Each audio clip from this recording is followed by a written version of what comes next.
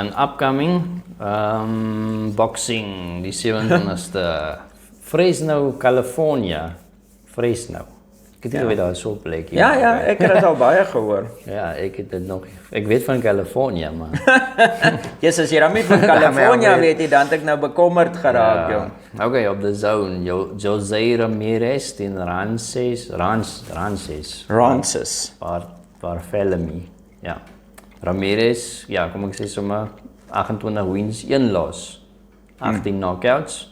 En Rances 30 wins, 2 losses, 15 knockouts. So is baie dieselfde. So 'n goeie competitive fight, As supposedly. jy nou na dit kyk, ja. 12 rondes, junior welterweights. Selfe weight division as wat Garcia en hy nou in fight, so een van hulle kan dalk teen die wenner van hierdie fight, want hy het mos nog steeds sy belde, so as hy wil 'n tussenin matchiekie vat, dan sal hy teen die wenner van hierdie ene kan fight. Okay. Die kan jy vir Jose Ramirez onthou? Ek onthou die naam, maar as jy nou vir my verduidelik, sal ek dalk onthou. Ek het hom te min gesien. Dis so 'n Mexican ouetjie. Ek het die eerste keer van hom geleer toe hy teen Josh Taylor geunify het, al die belde op 140. Ek onthou hom nou, ja. Ja, en toe het hulle 12 rondes gefight. Dit was 'n vrek close fight gewees en Taylor het hom gewen met punte. Ja. En ek dink die swing round of die swing move of wat ook al was letterlik 'n knockdown gewees wat Taylor gekry het.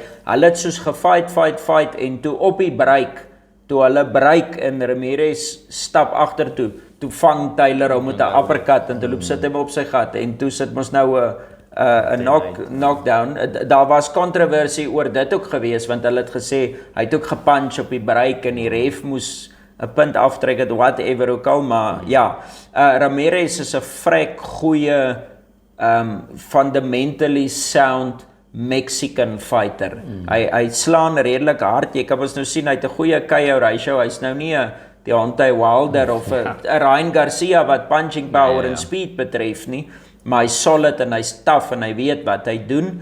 En Rances Barthélemy of whatever ook al, hy is 'n Cuban fighter. Hulle almal kan mos hulle kom ons uit hulle maas uit met boxing gloves aan.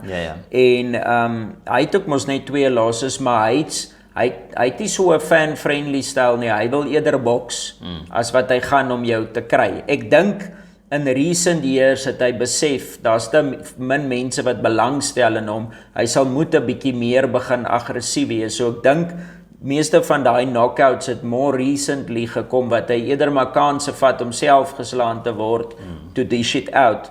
Maar ek meen, ek het letterlik, ek dink 10 jaar terug in Bergstraat toe ek nog daar gebly het, toe ek hierdie Rances gesien op ESPN Fight Nights. Toe's hy 'n goeie prospect gewees. Ek meen, dis letterlik 10 jaar later en hy boks nog steeds so. Hy's al volgens my way over his expiry date, maar hy sien meer vir my 'n threat om champion te word. Hoe lank kyk ek nou al boks? 'n paar jaar en dis die eerste wat ek van hom hoor.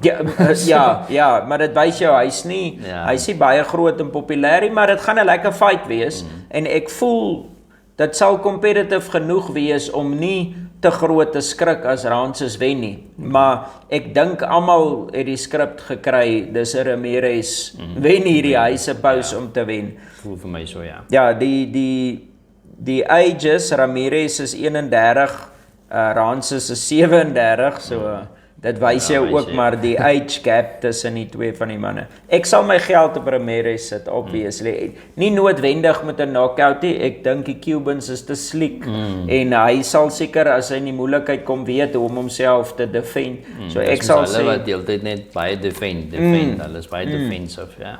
First defense and first defense, second defense and third offense. Ja. Okay, cool. So Ramirez.